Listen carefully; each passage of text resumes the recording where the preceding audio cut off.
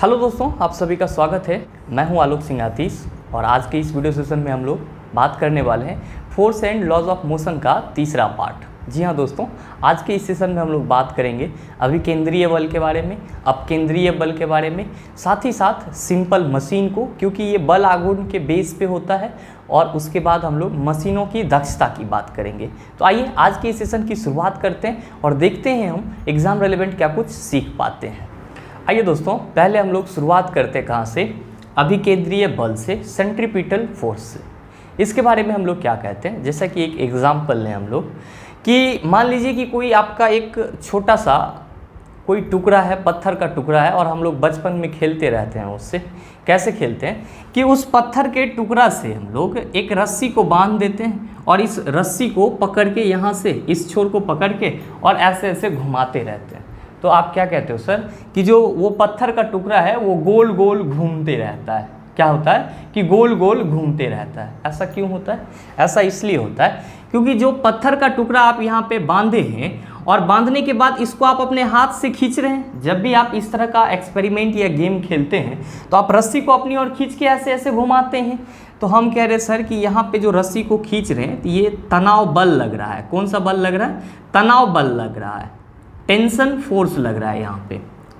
किसमें? तो रस्सी में। अब जब आप उसको खींच रहे हैं तो आप हमेशा देखते होंगे क्या कि वो जो पत्थर का टुकड़ा है जो आप यहाँ पे इसको बांधे हुए हैं वो हमेशा क्या होता है कि आपके हाथ की ओर आना चाहता है। किसकी ओर आना चाहता है?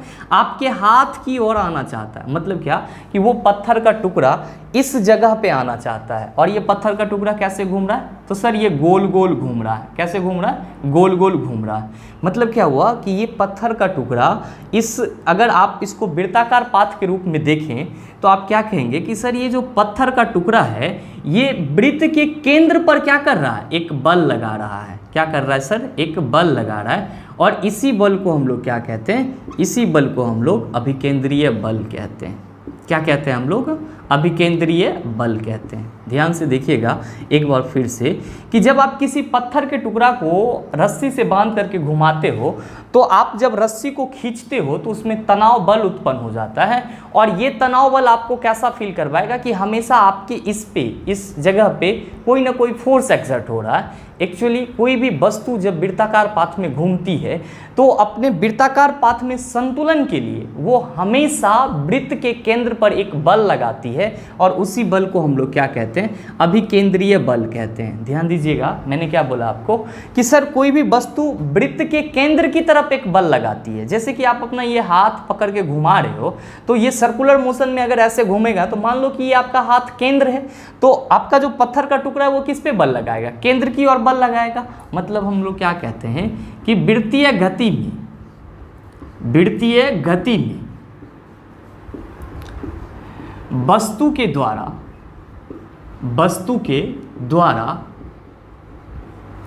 केंद्र की ओर लगाया गया बल, केंद्र की ओर लगाया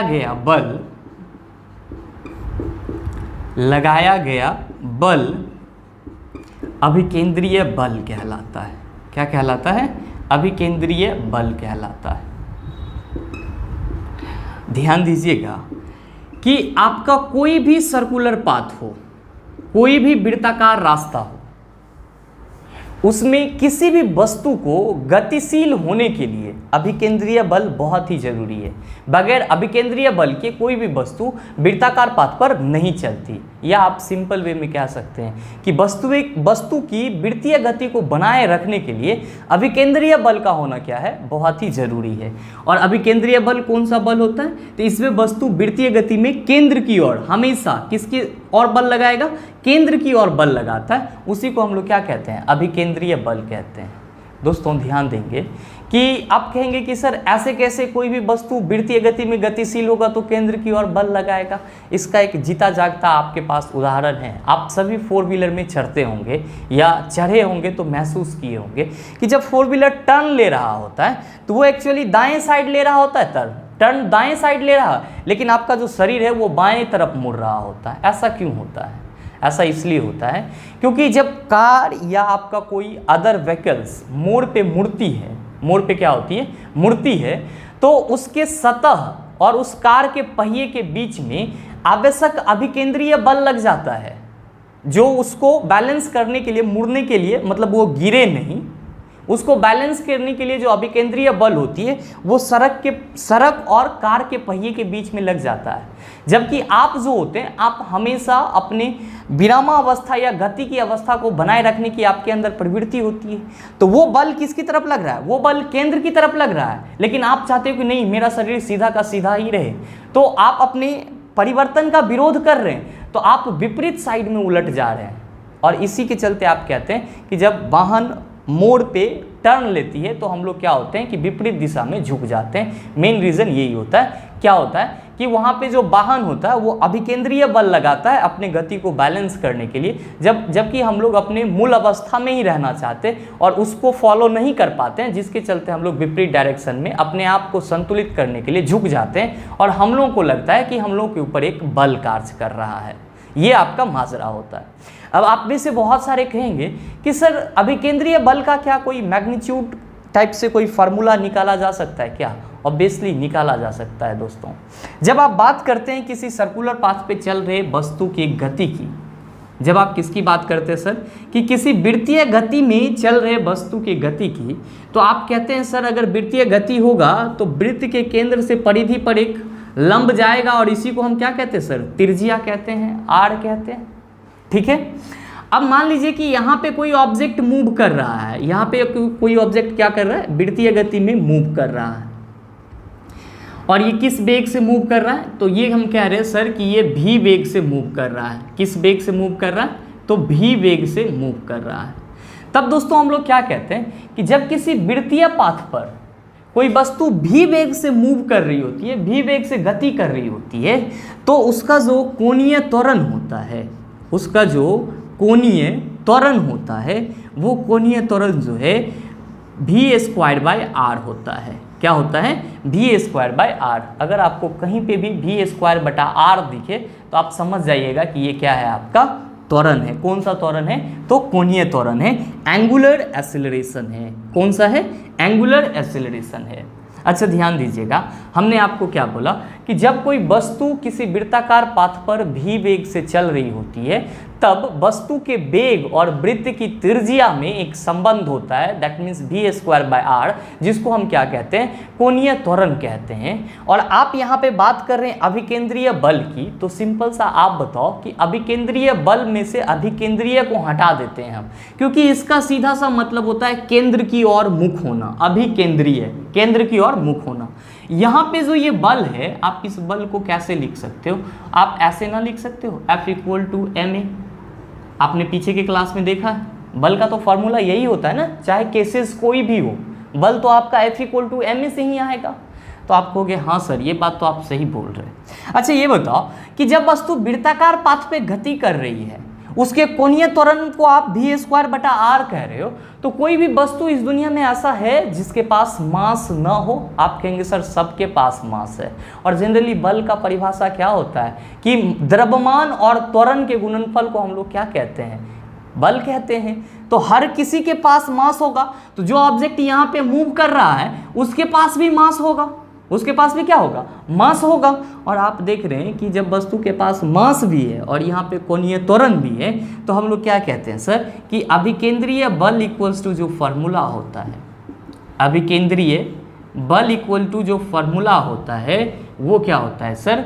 तो mv²/r, mv²/r। ध्यान दीजिएगा, हमने कुछ नहीं किया है, सेम जो आपका बल का फॉर्मूला है ना F=ma, तो वहाँ पे m तो हर वस्तु का द्रव्यमान होगा, तो m हमने लिख दिया। और हमको a चाहिए था, तो चूंकि ये a रैखिक त्वरण को बता रहा है, जबकि यहाँ पे कोणीय त्वरण हमको मालूम है पहले से v² होता है, तो हमने कुछ नहीं किया, m × v²/r कर दिया। तो इसको तो हम लिख ही सकते हैं mv²/r। दोस्तों आपका यही फार्मूला होता है अभिकेंद्रीय बल का, सेंट्रीपिटल फोर्स का। यही फार्मूला क्या होता है आपका? अभिकेंद्रीय बल का, सेंट्रीपिटल फोर्स का। अब आप कहेंगे कि सर इसमें कभी कभी हम लोगों से अपकेंद्रीय बल भी पूछा जाता है। कौन सा बल पूछा जाता है? अपकेंद्रीय बल भी पूछा जाता है। इसको हम लोग क्या कहते हैं सर? इसको हम लोग सेंट्रीफ्यूगल फोर्स कहते हैं। अपकेंद्रीय बल इसको हम लोग कहते हैं सर सेंट्रीफ्यूगल फोर्स।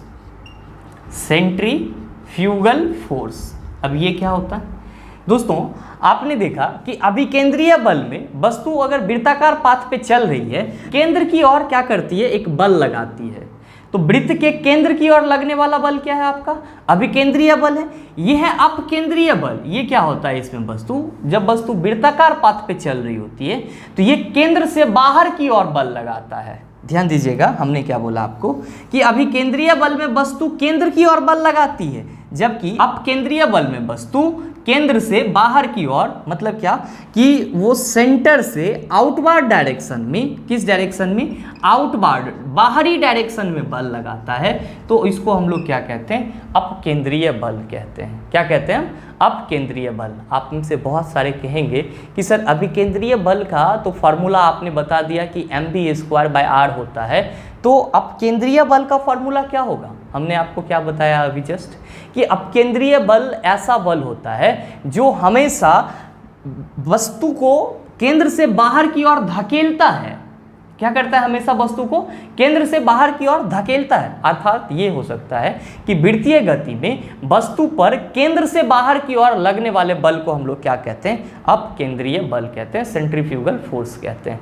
अब देखिए कि केंद्र से बाहर की ओर लग रहा है, मतलब इसका डायरेक्शन क्या हो रहा है, विपरीत हो रहा है। तो इसका जो परिमाण निकालने का, मैग्नीट्यूड निकालने का फॉर्मूला होगा किसका, अपकेंद्रीय बल का, वो क्या हो जाएगा, वो हो जाएगा -mv²/r। क्या हो जाएगा, -mv²/r। ये माइनस क्या बता रहा है, ये माइनस ये बता रहा है कि सर जो वृत्ताकार गति में वस्तु के ऊपर बल लग रहा है वो केंद्र से बाहर की ओर लग रहा है। क्या बता रहा है कि वृत्ताकार गति में जो वस्तु के ऊपर में बल लग रहा है, कहाँ, केंद्र से बाहर की ओर, उसी को हम लोग क्या कहते हैं, अपकेंद्रीय बल, और लिखते हैं -mv²/r।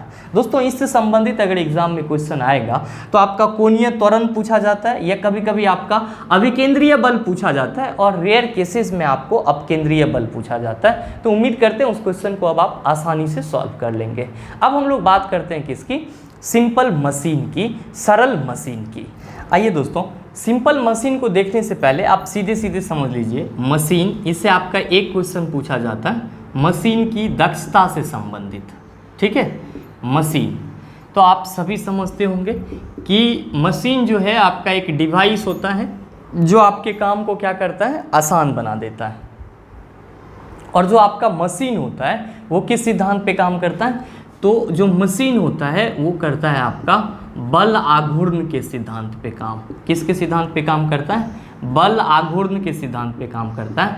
और इसको हम लोग क्या बोलते हैं, इसको हम लोग सर टॉर्क बोलते हैं। क्या बोलते हैं, टॉर्क बोलते हैं। अब आपसे एक क्वेश्चन पूछा जाता है कि मशीन की दक्षता क्या होती है, तो ध्यान दीजिएगा कि मशीन की दक्षता का मतलब ये होता है कि मशीन में जितना हम पावर दे रहे हैं और मशीन जितना पावर जनरेट कर रहा है, दोनों का जो रेशियो होता है उसी को हम लोग क्या कहते हैं, मशीन की दक्षता कहते हैं। दोस्तों आप सभी को मालूम है कि मशीन एक डिवाइस होता है जिसको हमको कुछ ना कुछ पावर देना होता है, चाहे आप वो इलेक्ट्रिसिटी के रूप में दो, चाहे आप वो मैकेनिकल फॉर्म के रूप में दो, किसी न किसी रूप में आपको उसमें एनर्जी देना होता है। तो मशीन के अंदर जो एनर्जी हम लोग डालते हैं उसको हम लोग इनपुट एनर्जी बोलते हैं, और मशीन जो अपना काम करके आपको देता है उसको हम लोग आउटपुट एनर्जी बोलते हैं। तो यही जो आपका इनपुट और आउटपुट के बीच में रिलेशन होता है, इसी को हम लोग क्या कहते हैं, मशीन की दक्षता कहते हैं। क्या कहते हैं, मशीन की दक्षता। और इसी को हम लोग इंग्लिश में क्या कहते हैं, मशीन की दक्षता को हम लोग इंग्लिश में क्या कहते हैं। पहले तो हिंदी में लिख लेंगे कि मशीन की दक्षता, या फिर इसको हम लोग इंग्लिश में कहते हैं efficiency of machine, efficiency of machine. एक बात और याद रखेंगे कि आपका कोई भी मशीन हो, उसकी जो इफिशियंसी है, मतलब क्या कि उसकी जो दक्षता है, वो दक्षता हमेशा क्या होती है, 100% से कम होती है। 100% से क्या होती है, कम होती है। अब आप कहेंगे सर कम क्यों होती है, एक्चुअली कम इसलिए होती है कि मशीन को उसके पूरे पार्ट पुर्जा को चलाने के लिए अधिक मात्रा में ऊर्जा की ज़रूरत होती है और हम लोग उसको देते भी हैं, जबकि मशीन आपका एक कोई सरल सा काम कर देता है, छोटा सा काम कर देता है। तो जितना आप ऊर्जा मशीन को देते हैं वो उस ऊर्जा के बराबर में काम नहीं करता है। क्यों? क्योंकि जो आप ऊर्जा दे रहे हैं उसमें से अधिकांशतः ऊर्जा क्या होती है, मशीन के पार्ट पुर्जों में घर्षण के चलते ख़त्म हो जाती है। और तब वो क्या करता है कि जो आपका पर्याप्त काम होता है उसके अनुरूप मशीन वर्क करके आपको देता है। तो जो दे रहा है कार्य करके वो आपका क्या हो गया, आउटपुट हो गया, और जो आपका मतलब दे रहे हो उसके अंदर वो आपका क्या हो गया, इनपुट हो गया। अब इस दोनों के बीच में जो रेशियो होता है उसी को हम लोग क्या कहते हैं, मशीन की दक्षता कहते हैं, एफिशिएंसी कहते हैं। अब आप कहेंगे कि सर मशीन की दक्षता का फॉर्मूला क्या होगा, कैसे लिखेंगे इसको? तो ध्यान दीजिएगा, हमने क्या बोला आपको कि मशीन जितना आपको कार्य करके देगा, मतलब जो आउटपुट आपको दे रहा है, जो आउटपुट आपको दे रहा है, और मशीन के अंदर आप जितनी ऊर्जा डाल रहे हो, मतलब क्या कि जितना इनपुट डाल रहे हो, तो आउटपुट बटा इनपुट गुना 100, यही आपकी क्या हो जाती है, मशीन की दक्षता हो जाती है। आउटपुट बटा इनपुट इंटू 100, इसको हम लोग क्या कहते हैं, मशीन द्वारा किया गया कार्य और मशीन में दी गई ऊर्जा। आप इसको ऐसे भी लिख सकते हो, मशीन द्वारा किया गया कार्य, मशीन द्वारा किया गया कार्य बटा मशीन में दी गई ऊर्जा, मशीन में दी गई ऊर्जा और गुना 100। आप ये भी फॉर्मूला लिख सकते हो इसके लिए। मशीन द्वारा किया गया कार्य मतलब जो आपको प्रोडक्ट के रूप में देता है उसको हम लोग आउटपुट बोलते हैं, और जो ऊर्जा मशीन को हम लोग दे रहे हैं उसको हम लोग क्या बोलते हैं, इनपुट बोलते हैं। इससे आपका क्वेश्चन पूछा जाता है और बहुत ही आसान सा होता है, बस यही संबंध आपको याद रखना है, इससे संबंधित सारे क्वेश्चन बन जाएंगे आपसे। अब आप में से बहुत सारे कहेंगे कि सर मशीन में सिंपल मशीन नाम की भी कोई चीज़ होती है। जी हाँ दोस्तों, उसको हम लोग सरल मशीन कहते हैं। क्या कहते हैं? सरल मशीन कहते हैं। और सरल मशीन भी आपका क्या होता है कि बल आघूर्ण के सिद्धांत पे ही कार्य करता है, और इससे संबंधित आपको एक क्वेश्चन पूछा जाता है आपके एग्जाम में, उसको हम लोग यांत्रिक लाभ के रूप में देखते हैं। तो आइए सबसे पहले ये जानने का कोशिश करते हैं कि सिंपल मशीन क्या होता है, उसके कितने पार्ट हैं, उसका क्या थ्योरी है और उस पर किस तरह से फार्मूला बनता है। आइए दोस्तों, अब हम लोग बात किसकी करते हैं, सिंपल मशीन, सरल मशीन की बात कर लेते हैं। देखिए, मशीन और सरल मशीन, इसमें आप कंफ्यूज मत होइएगा। हमने आपको बताया कि मशीन भी बल आघूर्ण के सिद्धांत पे कार्य करता है और सिंपल मशीन दोनों क्या बल आघूर्ण के सिद्धांत पे काम करता है। अब बात आती है, मशीन तो आप सभी समझते होंगे कि वो जनरेटर मोटर वाला, वही उसी मशीन की हम बात कर रहे हैं। लेकिन जब आप सरल मशीन की बात करते हैं तो आपके आसपास में कुछ ऐसे भी चीज़ हैं जो बहुत ही सरल आपको देखने में लगेंगे। उसमें बस 3 ही चीज़ होता है, फल्क्रम, एफर्ट और लोड, लेकिन वो भी आपका एक मशीन के रूप में कार्य करता है। जैसे कि चिमटा हो गया, या फिर आप बात करते हो सरौता की, या फिर आप बात करते हो कैंची की। देखिए, ये सब भी एक मशीन ही है, लेकिन इसमें क्या है कि इसकी जो बनावट है, स्ट्रक्चर है, वो आपको आसानी से समझ में आ जाती है। इसीलिए आप उसको क्या कहते हो कि सर ये सरल मशीन है। जनरली हम लोग सरल मशीन का एग्जाम्पल देते भी हैं, हम लोग उत्तोलक, लीवर, या फिर आपका घिरनी जो पुल्ली है, इस टाइप का जो कुछ भी आपको देखने को मिलता है वो सब के सब सिंपल मशीन है। कैंची, सरौता, चिमटा, सब के सब क्या है, सिंपल मशीन है। दोस्तों याद रखेंगे कि कोई भी सिंपल मशीन होगा तो उसमें 3 चीज़ होगा, आलंब होगा, आयास होगा और भार होगा, फल्क्रम होगा, एफर्ट होगा और लोड होगा।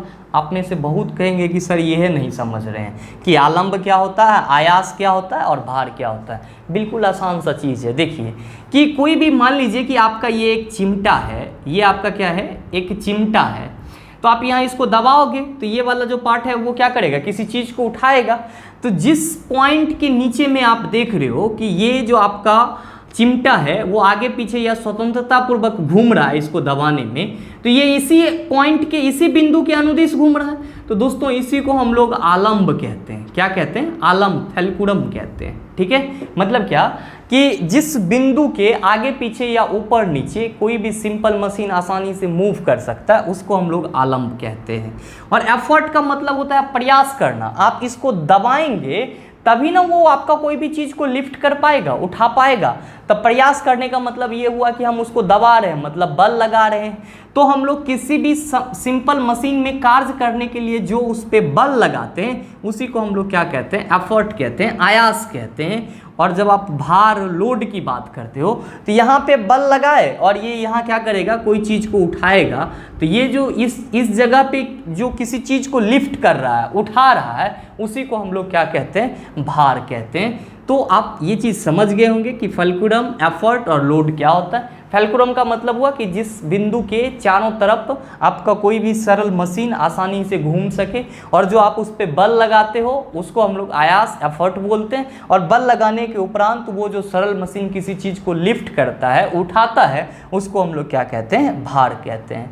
दोस्तों इस पे आपका एक सिद्धांत दिया गया था जिसको हम लोग उत्तोलक सिद्धांत कहते हैं। हालांकि ये बात आपको याद नहीं रखना है, लेकिन मैं आपको इस फॉर्मूला के लिए इस चीज़ को बताना ज़रूरी समझा कि उत्तोलक सिद्धांत क्या कहता है कि आयास और आयास की जो भुजा होगी, मतलब क्या आप यहाँ पे कहेंगे कि जो आप प्रयास कर रहे हैं, जितना बल आप दे रहे हैं, और जो जिस पे आप मान लीजिए कि इस साइड पे आप बल लगा रहे हैं, तो इसकी जो लंबाई है, इसका आयास और आयास भुजा का गुणनफल किसके बराबर होता है, भार और भार भुजा के गुणनफल के बराबर होता है। मतलब क्या कि यहाँ पे जितना वो भार उठा पा रहा है, और जो भार उठाने के लिए भुजा का उपयोग किया है, इसकी लंबाई, क्योंकि बल आघूर्ण के सिद्धांत पर काम करती है, तो बल भी होगा और जो जिस साइड पे बल लग रहा है उसकी लंबाई भी होगा। तो भाई उत्तोलक सिद्धांत क्या कहता है कि आयास इंटू आयास भुजा इक्वल टू भार इंटू भार भुजा होता है। और इसी के बेस पे जब हम लोग किसी भी सिंपल मशीन के यांत्रिक लाभ की बात करते हैं तो क्या कहते हैं सर कि मशीन के लोड और आयास दोनों के बीच का जो अनुपात होता है वो मशीन के यांत्रिक लाभ को बताता है। ध्यान दीजिएगा, मैंने आपको क्या बोला कि यांत्रिक लाभ का मतलब क्या होता है कि मशीन जिस लोड को उठा रहा है और आपने उस लोड को उठाने में जितना प्रयास किया, मतलब जितना आपने बल लगाया और जितना वो मशीन बल लगा के उसको उठा रहा है, दोनों का जो अनुपात होगा उसी को हम लोग क्या कहते हैं, यांत्रिक लाभ कहते हैं। ध्यान दीजिएगा दोस्तों, अभी जस्ट मैंने आपको बताया था मशीन की दक्षता के बारे में। वहाँ पे आपने क्या देखा था कि सर मशीन कुछ आउटपुट एनर्जी प्रोड्यूस करता है हम लोग के काम के लिए, और फिर उसको चलने के लिए इनपुट एनर्जी की भी ज़रूरत होती है। तो आपने क्या बोला था सर कि मशीन द्वारा किया गया कार्य, मतलब क्या कि जो आउटपुट मशीन कर रहा है और जितना मशीन में हम ऊर्जा दे रहे हैं, मतलब जो उसमें इनपुट दे रहे हैं, तो आउटपुट बटा इनपुट इंटू 100 आप कर रहे थे तो मशीन की दक्षता निकल रही थी। एक्चुअली में ये जो भार यहाँ पे उठा रहा है ये इसकी आउटपुट ही है। तो भार बटा आयास मतलब क्या कि हम इस पे जो बल लगा रहे हैं दोनों का अनुपात क्या कहलाता है, आपका यांत्रिक लाभ कहलाता है। क्या कहलाता है, यांत्रिक लाभ कहलाता है। दोस्तों इससे संबंधित आपके एग्जाम में आपको क्वेश्चन देखने को मिलते हैं। बस आपका ये यांत्रिक लाभ, मशीन की दक्षता, अपकेंद्रीय बल और अभिकेंद्रीय बल, इतना का फॉर्मूला आपको याद रखना। बाकी के सारे क्वेश्चन आपसे आसानी से बनेंगे। उम्मीद करते हैं यहाँ तक की सारी चीज़ें आप अच्छे से समझ गए होंगे। मिलते हैं हम लोग फिर अगले वीडियो सेशन में, तब तक के लिए best of luck, thank you, have a nice day.